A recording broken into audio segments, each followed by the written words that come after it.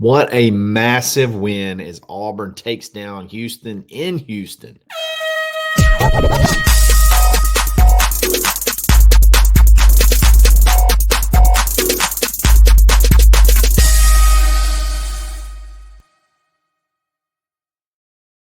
Yes, sir. We're back. It's another episode of the Barn Hoops podcast. It's Kyle Rush, your host, aka Charlie Five. Apologize. Last night was a little bit too late to go live and sync up, so we're going to get after it today and talk about this huge win to really kickstart this season, overcoming adversity, and Auburn's found a star. Auburn has found a star for Auburn and for college basketball. It's going to be a lot of fun to watch Tahaad Pettiford develop over the season. But before we get started, let's give a shout out to our boy Ford Stokes with Active Wealth Management. Doesn't matter if you've already got savings, already got a 401k, does not matter. You need to make sure you're not paying senseless fees. You need to make sure you're protecting yourself from the IRS. You need to make sure you're taking advantage of products that you need to be taking advantage of. You may not even know that could be a better fit for what you have going on. Ford Stokes is that guy. Give you a free custom portfolio analysis, absolutely free, $1,500 value. Just go to retirementresults.com/plan and link up with Ford. Tell him we're Eagle. Tell him we sent you. Make a great friend at the same time as Ford Stokes with Active Wealth. Auburn takes down the Houston Cougs, the Houston Cougars, 74-69 in what will be honestly a really hard game. A really hard game to top. I think it'll be a really hard game. It's going to be tough for like a game to exceed the expectations that this one had. You had number one versus number two in Ken Palm. It was back and forth. I think somewhere double-digit lead changes, and nobody really ever pulled away late. And you walk away from that game feeling like Auburn just took it from them at the end. I mean, it's like Auburn just went on a little run. Tahaad Pettiford, who we're going to talk about later, got hot, and then it became the Tahaad Pettiford and Janai Broome show. And those two guys were the best players on the court, and they just completely took over the game and hit some clutch free throws late to seal it. I mean, that was an Elite Eight style matchup. The way that atmosphere, it was technically a neutral site, even though it was in Houston. Hey, and the Auburn crowd was loud. The Auburn crowd traveled that they typically do. There's a big core of very, very, very, very intense Auburn basketball fans that'll go wherever, and they showed up, and you could hear them, especially at the end of the game when they started chanting, "It's great to be an Auburn Tiger." But I mean, that's what those type of environments are what help you when you get to these tournament, when you get to the tournament, you get to these tournament games. These are the type of games that help you immensely. Like you can't even put a value on the environment that those guys played in. I mean, again, that's the type of matchup that you see in the Elite Eight that Auburn's not used to seeing this early in the year. So you're almost worried, is Auburn going to be ready? Do you need several games to kind of get warmed up? I mean, you don't have that. You got to get after it game two, and game two may be the best game of the year. So it was just unbelievable. Auburn scored 45 points, I think, in the last 15 minutes against what will be one of the better defenses in the country. I remember at the beginning of the game, like they swarm, they attack, they deny entry passes, they create turnovers, they frustrate point guards, they make it tough to get it into Janai. They're just a super, super physical team. And what's crazy is they're not really big. Juwan Roberts, I believe, the big guy they have inside, like he's only 6'8", and he is just he's just a monster. 6 years with the same program. That's unheard of. And he was fantastic. He was a beast on the boards. He was great on defense. He had a nice little jump hook that we had a tough time defending, but they had a bunch of guys. I mean, they had 5-6 guys in double digits. They were deep and they were good, and they were just a very, very frustrating defense to go up against. And then when you had to score, when it was, gut check time, Auburn went on a run when they had to go. And again, I think they scored close to 40 plus points in the last 15 minutes, which is just, that's clutch. That's being clutch. What you have to do, you gotta be clutch in times like this. You got to just make a play. And down the stretch, this team was really clutch. Hit a bunch of clutch free throws at the end of the game. I remember when Auburn was up, I think 1 point, and Chad got fouled. And I was ecstatic. That was the first thing I said. It's so crucial that Chad was the one that got fouled because he's so good from the line. And then boom, he goes up there, knocks down 2 free throws. Denver gets fouled late, goes up, knocks down 2 free throws. Tahaad gets fouled late, goes up, knocks down 2. We hit 6 straight free throws at the end. That's clutch city, especially when Broom was struggling from the line. So you're like, please God, don't foul Broom. Because I think he went over. That's something that's definitely he's got to work on, because a lot of those were the front end of a 1-and-1. So that's like honestly like missing 2 free throws if you miss that first one. So it's like a turnover. But I mean, he still had a great game. And if you take his free throws out, I think Auburn shot close to 80% plus percent from the line. So, but those down the stretch, that's just being clutch. Again, that's part of being a championship team, is having to, hit those free throws to seal a game, because they're going to foul you. With 8 seconds left, we were up by 3. They fouled before the ball was even inbounded. I think they fouled Tahaad. And so, I mean, honestly, if he just makes 1 with 8 seconds left, you feel good. But he goes up and knocks down 2 and puts Auburn up 5. And that was it. That ended up being the margin. Zepp texted me after the game. He said, "I go back and look at the tape. I'm pretty sure I said Auburn wins by 5." So we'll have to go confirm that. But I think Zepp called that spread on the number. Just wild. I think I heard a stat. I heard a stat after the game, and I don't know that I'm saying this correctly because I tried to search it and to confirm it. But I believe that guy, the announcer, said after the game that was Auburn's first. It was either his first, or it was either their first or their first in a long time top 5 non-conference schedule win. Like, in other words, like that was the first time Auburn's won either the first time Auburn's won a top 5, or the first time in a long time Auburn's won a top 5 game in the non-conference schedule. So obviously they've done it several times, and I'm sure that Final Four run there was several top 5 matchups that you had to play against. There was probably in conference you've had several that you had matchups with that you won. But again, Auburn just doesn't typically play this caliber of team this early in the season. Game 2, and Auburn takes down, I think they were number 4 at the time. So Auburn's 11 in the AP. Houston was 4. So I would imagine Auburn takes a pretty sizable jump in the AP poll that releases, I think, on either Monday or Tuesday. So that's definitely going to be something to watch. The KenPom rankings, which are like updated by the minute, Auburn's number 1. So from the most elite analytical sites, Auburn's the best team in the country. They just play. They do everything right now. They're doing everything right. And we're going to go through a lot of the numbers a little bit later because I want to talk about the emergence of Tahaad Pettiford and the impact that has on this team and on the prospects of this team. Because I'm going to be quite frank, to start that game off, I was a little bit nervous when you couple, 2 games in a row, and I'll explain why. But before that, I want to talk about another aspect of this team that is really impressive to me, and that is their ability to overcome adversity. And I think I'm probably a little bit sensitive to this because the Auburn football team struggles with it at times. Not at times. They've struggled with it a lot over the past several years. But this basketball team just doesn't get rattled. Just does not get rattled. And I'll give you multiple examples. Start off with the most obvious, with the plane incident. And I don't want to go into too many details about what happened.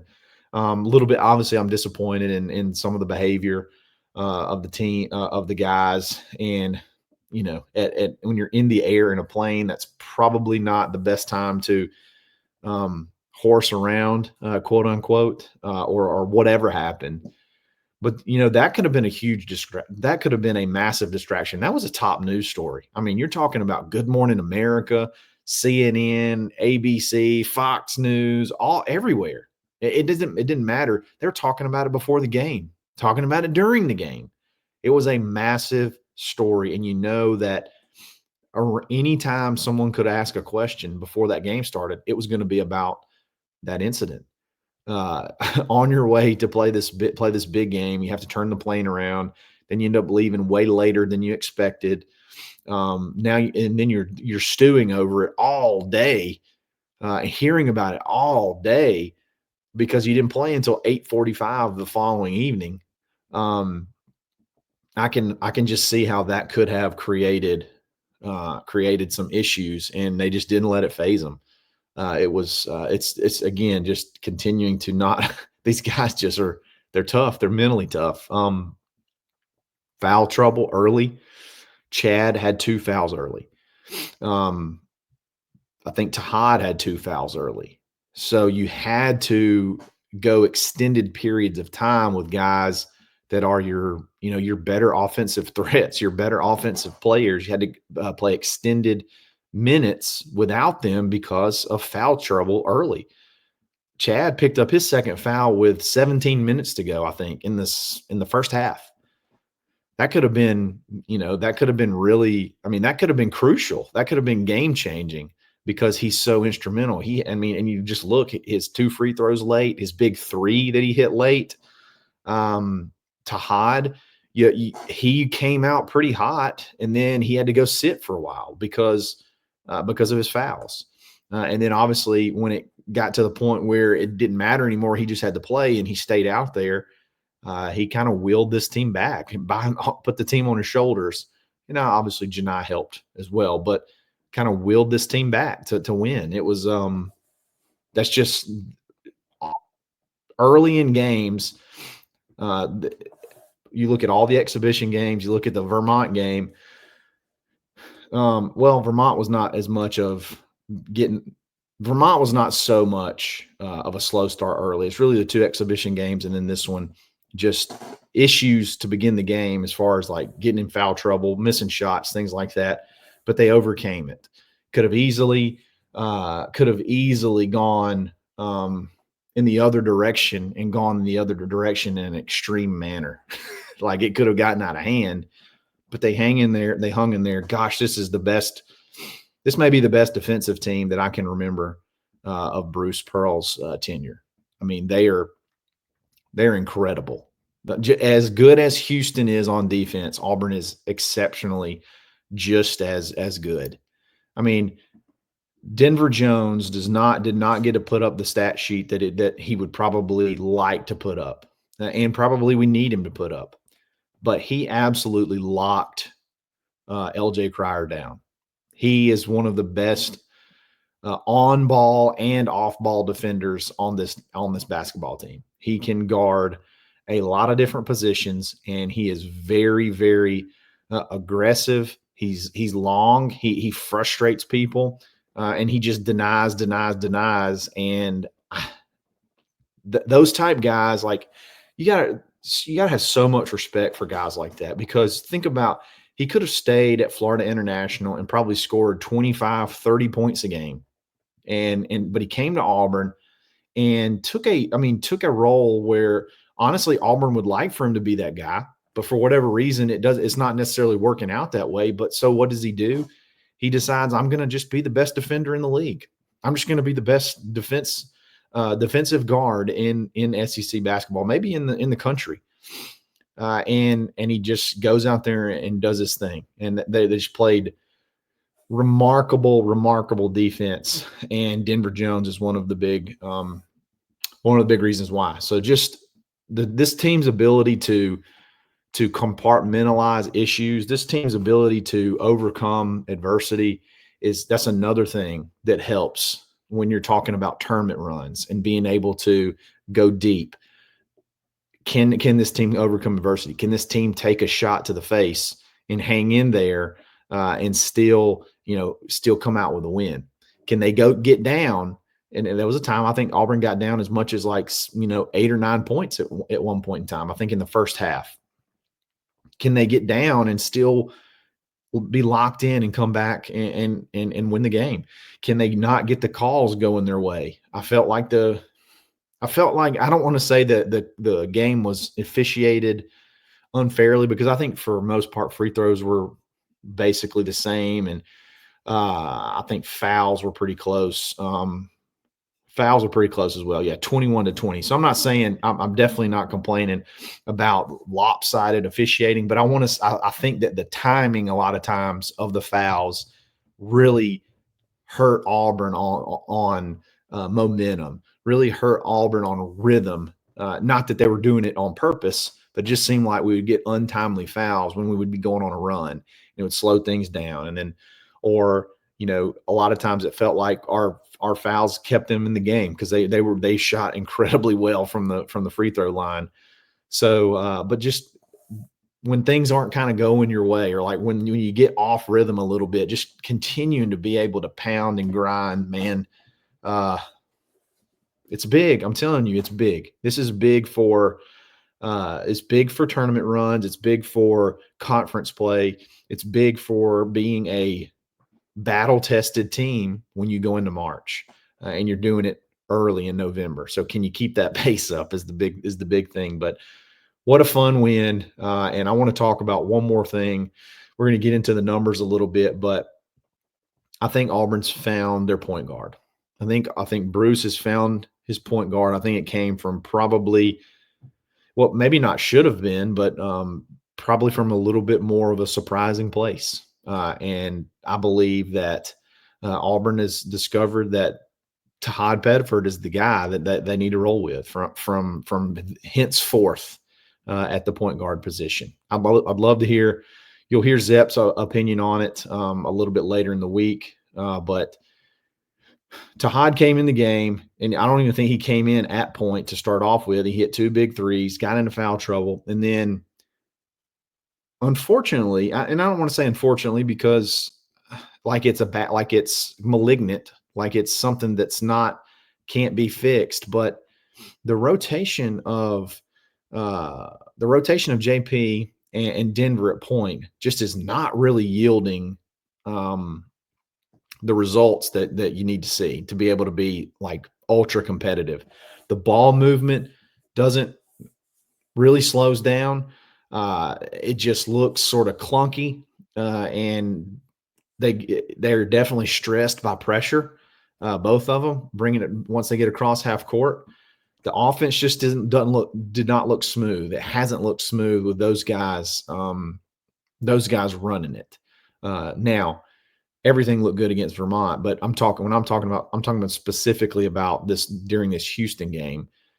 Just looked clunky. A lot of the things that we heard and Zepp and I talked about in the preseason, JP's still kind of getting up to speed. He's got to hurry up.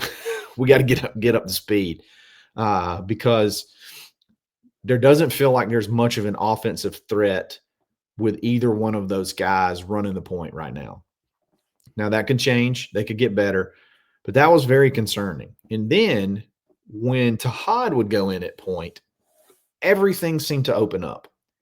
He's better. He was one of the only guys I felt like that could beat his guy consistently off the dribble. Like he was the only guy that I felt like he could have the ball and he could beat the guy. He could get past the guy in front of him and from the guard position. The other guys seemed to really, really struggle. And once he went in, everything started to open up. The ball movement was better. You got better looks. He was able to penetrate and dish. He was able to finish at the rim. He was everything that we thought he could be, but we just didn't think it was going to be at point guard. We knew he was going to play some point guard, but not possibly be the guy at point guard.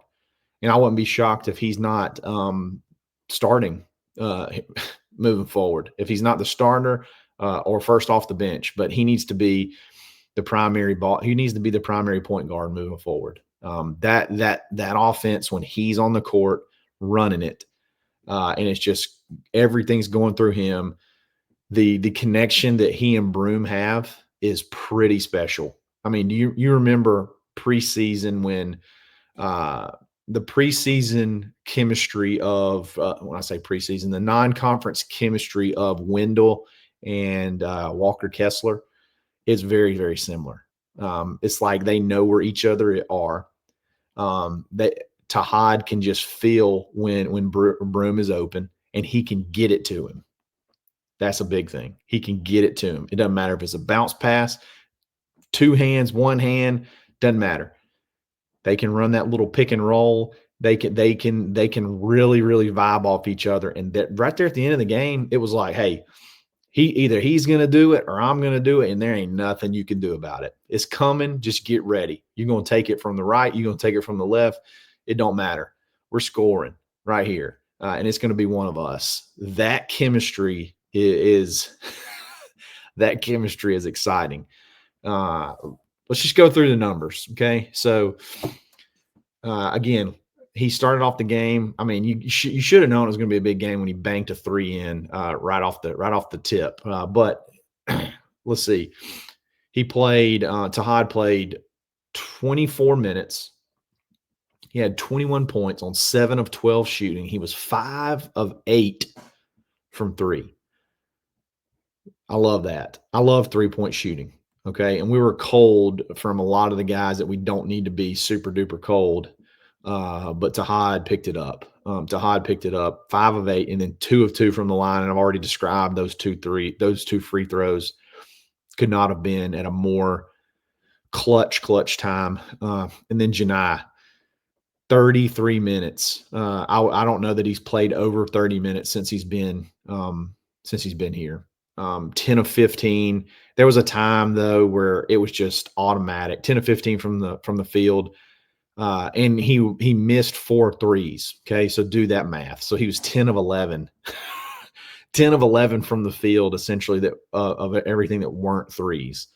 He was automatic. They couldn't do anything. They couldn't guard him, especially there at the end. And I knew there would be a little bit of an issue for them just based off of his size, and they're not overly big. Jawan Roberts did frustrate him at times, especially early in the game. But once he started getting paired up with Tahaad, and they started really running and gunning, there was nothing. There was nothing that Houston could do to really stop it. I mean, those two guys were so electric down the stretch. So again, I think Auburn's found their guy at point guard. Another guy that I got to brag on, and I've been bragging on him, and I singled him out after that Vermont game as my player of the game. Chaney Johnson, double-double, very quiet double-double, played 31 minutes, 11 points, 10 rebounds, 8 defensive rebounds. He was an eraser. Like when they missed a shot, he was getting it, and it was no second chance stuff when he was on the court. Guys, if he's good, if he can continue this, he's basically got Jalen Williams production type stuff. I mean, this is Jalen Williams. This is like no drop off. Now, does he have the ability to score 30 like Jalen did? Like he would score, 25. Like, I don't know if that's the case.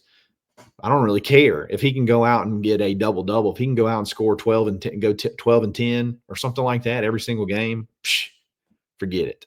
Auburn's going to be a beast. You're not going to want to, when you see them on your schedule, you're going to be a little bit frustrated. You're going to be worried because you got Chaney now. That's a walking double-double. You got Broom. That's a double-double. You got Tahaad. That's an electric point guard. And then you got all your other guys. You got Denver that you can put on their best player and lock them down. You got Miles Kelly, who can explode at any minute. He was kind of quiet. He did bank a 3 and bank 2 threes in, which is hilarious. By the way, that's when you know it's your night. You got Miles Kelly.